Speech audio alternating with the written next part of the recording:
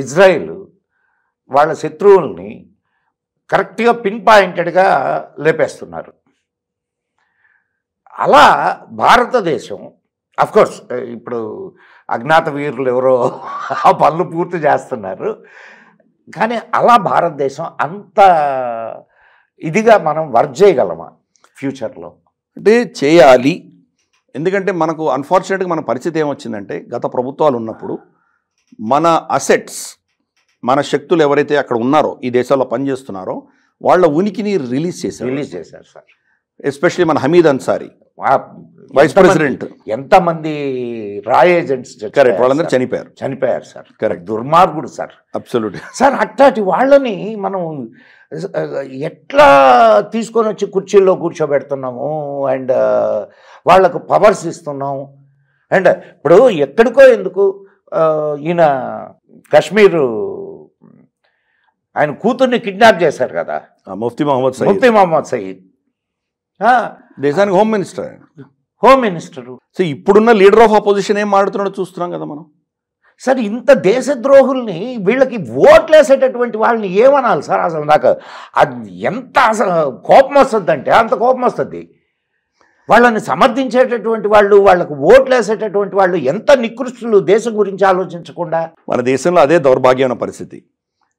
నేను, నా పరివారము, నా కులము, నాకు సంబంధించిన విషయాలు నాకు లాభం ఉంటే ఓటేస్తాను, లేకపోతే నాకు అక్కర్లేదు సార్. దేశం లేకపోతే వీళ్ళంతా ఎక్కడ ఉంటారు సార్? అంత ఆలోచన ఎవరికి ఉంది? ఇప్పుడు దేశం పరాధీనమైనప్పుడు బ్రిటిష్ వాళ్ళు పరిపాలిస్తుంటే వీళ్ళని వంగబెట్టి కుమ్మలా అంటే నాకు అంత కోపం వస్తున్నది సార్. మనం చరిత్రని చూసుకోకుండా మన ఫ్యూచర్ని మనం ఎట్లా డిజైన్ చేసుకుంటాం? ఇట్లాంటి నీచుల్ని మనం తీసుకొని వచ్చి కుర్చీల్లో కూర్చోబెట్టి, అండ్ సంవిత్ పాత్ర డైరెక్ట్గా ఒక విలేకరుల సమావేశంలో చెప్పాడు దేశద్రోహి అని. కరెక్ట్. అంటే మనకు అన్ఫార్చునేట్ మన దేశంలో ఈ పరిస్థితి ఉన్నది. ఇప్పుడే కాదు, గతంలో కూడా శివాజీ మహారాజు వచ్చినప్పుడు కానీ, లేదా అంతకంటే ముందర మనకు విజయనగర సామ్రాజ్యం ఉన్నా కానీ ఉన్నారు సార్. ఇప్పుడు మీర్ జాఫర్లు ఉన్నారు, అండ్ మనకి అంబి దగ్గర నుంచి ఉన్నారు, లేరని నేను చెప్పట్లేదు. అది మన నైజం, అది దేశంలో ఉన్నది. కానీ వీళ్ళని ఎలా డీల్ చేయాలి అన్నది ఇప్పుడు చూస్తున్నాం మనం.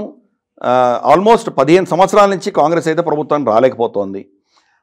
గతసారి కొంత వాళ్ళకు ఇంత పెద్ద కుట్ర జరిగిన తర్వాత కూడా 99 సీట్లే వచ్చినాయి, 100 కూడా రాలేదు వాళ్ళకు. రాబోయే కాలంలో దాని తర్వాత వచ్చినటువంటి 3 ఎన్నికల్లో వాళ్ళు ఓడిపోయారు. కాబట్టి ప్రజల్లో ఒక చైతన్యం వచ్చింది. రమారమి 3 టర్మ్స్ కూడా ఒక స్థిరమైన ప్రభుత్వాన్ని ఇవ్వగలిగారు మెజారిటీ. కొంతమంది వీళ్ళకి ఇంకా ఇప్పుడు ఓట్లు వేస్తున్నారు, అది ఒక సత్యమే, మనం ఒప్పుకోవాలి. ఒక డిక్లేర్డ్ టెర్రరిస్ట్, ఖలిస్తానీ టెర్రరిస్ట్ని, అలాగే మనకు ఈ యొక్క యాంటీ టెర్రరిజం యాక్ట్ కింద జైల్లో, తిహార్ జైల్లో ఉన్నటువంటి కశ్మీరీ వేర్పాటువాది, వీళ్ళిద్దరు కూడా గెలిచారు. ఇప్పుడు పార్లమెంట్లో ఉన్నారు వాళ్ళిద్దరు కూడా, రైట్. ఇంజనీర్ రాషీదును, తర్వాత మనకు ఖలిస్తానీ లీడర్ అతను కూడా, వీళ్ళిద్దరు కూడా ఉన్నారు. కాబట్టి ఇది ఒక దౌర్భాగ్యమైన పరిస్థితి మన దేశంలో ఉన్నది. అది కొంతమంది ఈ యొక్క ప్రాజెక్ట్ ఏదైతే ఈ దేశాన్ని, సమాజాన్ని చీల్చాలి అని ఆలోచన చేస్తున్నటువంటి వ్యక్తులు ఎవరైతే, ఈ యొక్క కుట్రలు ఏవైతే ఉన్నాయో దాని ఒక పరిణామంగా ఈరోజు మనం సమాజంలో చూస్తున్నాం. ఇది ముఖ్యంగా మనం చూస్తే కనుక 3-4 శక్తులు పనిచేస్తున్నాయి. మొట్టమొదటిది అఫ్కోర్స్ జిహాదీ ఆలోచన ఉన్నటువంటి ఇస్లాం. రెండవది ఈ దేశం అంతా క్రిస్టియనైజ్ అవ్వాలి అని కోరుకుంటున్నటువంటి ఇవాంజలికల్ శక్తులు. మూడవది మార్క్సిజం ఆధారంగా ఆలోచన చేస్తున్నటువంటి కల్చరల్ మార్క్సిస్ట్స్. మార్క్సిజం ఓడిపోయింది, కమ్యూనిస్ట్ పార్టీలకు ఒక్క ఓటు కూడా రాదు. కానీ ఇప్పుడు ఏమైందంటే అది కమ్యూనిస్ట్ పార్టీ యొక్క భావజాలానికి తిరగరాసి వాళ్ళు ఏం చేశారంటే, ముందర మన సంస్కృతి మీద దెబ్బ కొట్టాలి, సంస్కృతి మీద అటాక్ చేయాలి అన్నటువంటి కల్చరల్ మార్క్సిస్ట్ తయారయ్యారు. వీళ్ళ ఈ 3 శక్తులకు ఒక మన దేశం లాంటి దేశంలోనే వీళ్ళు కలిసి పనిచేస్తారు. వేరే దేశాలకు వెళ్తే కనుక వాళ్ళు ఒకరినొకరు చంపుకుంటారు. కమ్యూనిస్ట్ చైనాలో జిహాదీ ముస్లిమ్స్ లేరు, క్రిస్టియన్స్ లేరు, ఇవాంజలికల్ క్రిస్టియన్స్ లేరు, కమ్యూనిజమే ఉంటుంది. అలాగే మనకు జిహాదీ ఖతార్లో కావచ్చు, లేదా ఇతరత్ర ముస్లిం దేశాల్లో, ఆఫ్ఘనిస్తాన్లో చూస్తే ఇంకెవరో బతకడానికి వీల్లేదు. కాబట్టి ఇటువంటివి మనం చూస్తున్నాం ఎక్కడ కూడా. అండ్ వీళ్ళందరికీ సపోర్ట్ డీప్ స్టేట్ అన్నది ఈ కల్చరల్ మార్క్సిజం ఆధారంగానే వచ్చేటువంటిది. ఇది వీళ్ళ వెనకాల ఇంకా 2-3 శక్తులు ఉన్నాయి. ఒకటి మన దేశంలో ఉన్నటువంటి ఒక విడ్డూరమైన శక్తి ఏంటంటే మెకాలే పుత్రులు. వీళ్ళు హిందువుల పేర్లు ఉంటాయి, వీళ్ళకి పనిచేసేది వీళ్ళు పనితీరు అంతా కూడా మాట తీరు అంతా కూడా చాలా సోఫిస్టికేటెడ్గా ఉంటుంది. కానీ పనిచేసేది ఒత్తాసు పలికేది ఎక్కడో మన దేశం మీద మన సంస్కృతి మీద దెబ్బ కొట్టేటువంటి శక్తులు ఇవి. అలాగే మనం చూస్తే కనుక ఈరోజు తయారైనటువంటి కొత్త శక్తి MAC-6 అందాం వాళ్ళని, ఈ ఖలిస్తానీ మూకలు ఎవరైతే ఉన్నారో వాళ్ళు ఒక శక్తి. వీళ్ళని సమర్థిస్తున్న ఇంకా 2 శక్తులు ఉన్నాయి. ఒకటి మీడియా, ఆఫ్ కోర్స్ సో మీలో చాలా మంది ఉన్నారు మీడియాలో. మేము దాంట్లో నాకు ఏ సందేహం లేదు. ఇక ఇతర దేశాల నుంచి డబ్బులు తింటూ ఈ దేశం గురించి తప్పుడు మాటలు రాసేటటువంటి మీడియా కుక్కలు చాలా ఉన్నాయి. దాంట్లో నాకు ఎటువంటి ఇది లేదు. బిస్కెట్లు వేస్తే 4 సాచుకొని పరిగెత్తేటటువంటి కుక్కలు అయ్యి దానికి కరెక్ట్. సో వీళ్ళందరినీ సమర్థించేటువంటి మీరు చెప్పిన deep state global market forces ఉన్నాయి, $multi-billion, $trillion శక్తులు ఆస్తులు ఉన్నాయి వాళ్ళ దగ్గర. వాళ్ళు వీళ్ళకి ధనం ఇచ్చి వీళ్ళకు కావాల్సినటువంటి సపోర్ట్ ఇస్తున్నారు వాళ్ళు. కాబట్టి ఈ శక్తులందరికీ కూడాను కన్నెర్ర ఎక్కడవుతోందంటే ప్రపంచవ్యాప్తంగా ఏ సంస్కృతిని వాళ్ళు బతకనివ్వలేదు. అవును సార్. ఈజిప్ట్ నాశనమైంది, ఈరోజు అరబ్ రిపబ్లిక్ ఆఫ్ ఈజిప్ట్ అయింది. అలాగే మెసొపొటేమియా మట్టిన కలిసిపోయింది. ఎందుకు సార్ పక్కనే ఉన్న పర్షియా, అదే పర్షియా పోయింది, అది ఇరాన్ పోయింది, అది పర్షియన్ ఎంపైర్ పోయింది. అసలు ఎంత అద్భుతమైనటువంటి ఎంపైర్ అది. కరెక్ట్. అలాగే మనకు అమెరికాలో ఉన్నటువంటి ఇన్కా, మనకు మాయా, ఇవన్నీ అజెటిక్ ఏమన్నా అవన్నీ నాశనం అయిపోయినాయి.